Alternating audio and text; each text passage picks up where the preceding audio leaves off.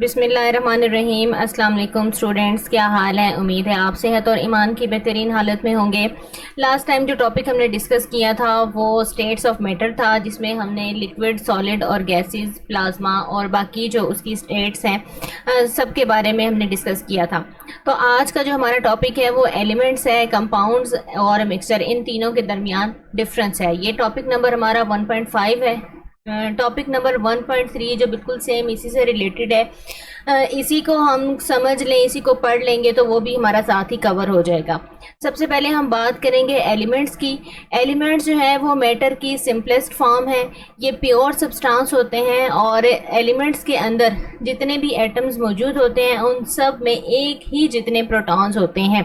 इसको समझने के लिए अगर हम मिसाल लें हाइड्रोजन की, तो हाइड्रोजन जो है वो अपनी 3 फॉर्म्स में मौजूद होती है, प्रोटियम, ड्यूट्रियम और ट्रिटियम। इन तीनों में जो प्रोटॉन्स की तादाद है वो 1 होती है। और दूसरी बात जो ये है एलिमेंट्स के बारे में कि इनको हम सादा केमिकल रिएक्शंस के ज़रिए से ब्रेक डाउन नहीं कर सकते। और सबसे अहम बात जो है केमिकल के हवाले से वो ये है कि एलिमेंट्स के हवाले से एलिमेंट्स को हम सिंबल्स से ज़ाहिर करते हैं। जैसे हम मिसाल लेते हैं सोडियम की, तो सोडियम को हम सिंबल Na से शो करते हैं। इसी तरह कैल्शियम जो है, कैल्शियम को हम सिंबल Ca से ज़ाहिर करते हैं। अच्छा जी, नेक्स्ट जो है वो है gases are found in independent form. Gases जो है वो अपनी आज़ाद हालत में पाई जाती हैं, मिसाल के तौर पर हाइड्रोजन गैस और नाइट्रोजन गैस। फिर हम बात करते हैं नोबल गैसेस की। जो नोबल गैसेस हैं वो क्योंकि किसी दूसरी एलिमेंट से रिएक्शन नहीं करती, इसीलिए वो अपने मोनो एटॉमिक मॉलिक्यूल्स की सूरत में पाई जाती हैं। इसकी मिसाल हम हीलियम और आर्गॉन की सूरत में दे सकते हैं। हाँ जी, नेक्स्ट जो हमारा पीरियोडिक टेबल है उसके अंदर तमाम के तमाम एलिमेंट्स जो हैं वो एक तरतीब से अरेंज किए हुए होते हैं। अब तक के जो नॉन एलिमेंट्स हैं वो 118 हैं। हाँ जी, इसके बाद कंपाउंड्स हैं। कंपाउंड जो हैं वो हमारे वो भी प्योर सब्सटेंस होते हैं और ये 2 या 2 से ज़्यादा एलिमेंट्स वो एक जैसे भी हो सकते हैं, मुख्तलिफ भी हो सकते हैं, उनके कम्बिनेशन से बनते हैं। हम एग्जांपल लेते हैं वाटर की। वाटर जो है हाइड्रोजन के 2 एटम्स और ऑक्सीजन के 1 एटम के कंबाइन होने से बना होता है। कंपाउंड्स के अंदर एटम्स के मिलने की जो रेशो होती है वो भी फिक्स्ड होती है by weight. For example water जो है इसमें हाइड्रोजन और ऑक्सीजन के रिएक्ट करने की रेशो जो है बाय वेट रेशो जो है वो 1:1:8 है। कंपाउंड जो है इनको केमिकल रिएक्शंस के ज़रिए से ब्रेक डाउन भी किया जा सकता है। जैसे हम अमोनिया की एग्जांपल ले लेते हैं। अगर अमोनिया को हम हीट करते हैं तो ये दोबारा से नाइट्रोजन और हाइड्रोजन गैस में तब्दील हो जाता है, जो कि ये इसका ब्रेक डाउन होगा। कंपाउंड की जो प्रॉपर्टीज़ हैं वो एलिमेंट्स से मुख्तलिफ होती हैं जिनसे वो बना होता है।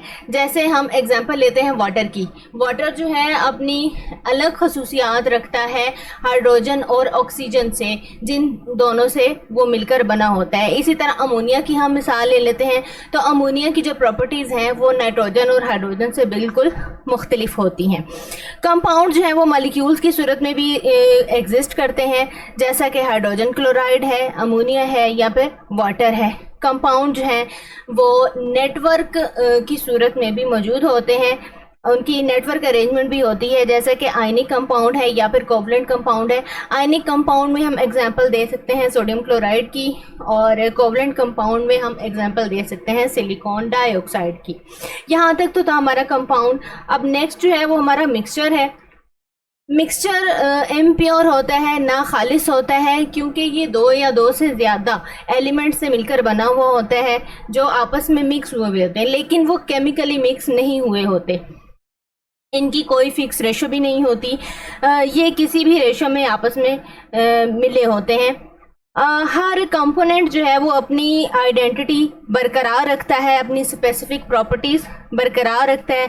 फॉर एग्जांपल अगर हम मिक्सचर बनाते हैं सैंड और साल्ट का, ठीक है, रेत और नमक का, तो उसमें रेत रेत ही रहेगा और नमक जो है वो नमक ही रहेगा। मींस उनकी अपनी प्रॉपर्टीज़ जो है वो उसी तरह से रहेंगी।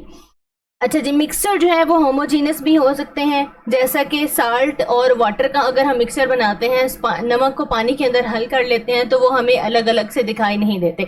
ऐसा मिक्सचर जो है वो होमोजीनस मिक्सचर कहलाता है। इसी तरह मिक्सचर जो है वो हेट्रोजीनस भी हो सकता है, जिसमें अलग अलग से कंपोनेंट दिखाई देते हैं, जैसे अभी मैंने एग्जांपल दी साल्ट की और सैंड की, रेत और नमक की, तो वो हमें अलग से दिखाई देंगे। और मिक्सर के जो कंपोनेंट हैं उनको फिजिकल मेथड्स के ज़रिए से सेपरेट किया जा सकता है।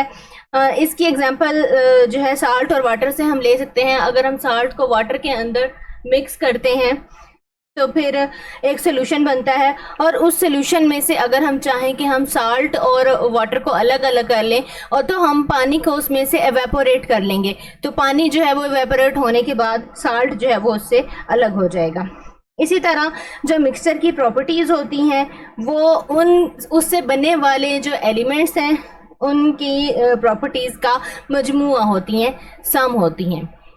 यहाँ तक हमारा जो डिफरेंस था एलिमेंट्स, कंपाउंड और मिक्सचर का, वो कंप्लीट हो चुका है। मीन्स हमारा टॉपिक 1.5 जो है वो मुकम्मल हो चुका है। उम्मीद है आप सबको समझ आ गई होगी। अगर कोई पॉइंट अगर आपको समझ नहीं आता तो आप मुझे कमेंट्स में बता सकते हैं। बहुत शुक्रिया।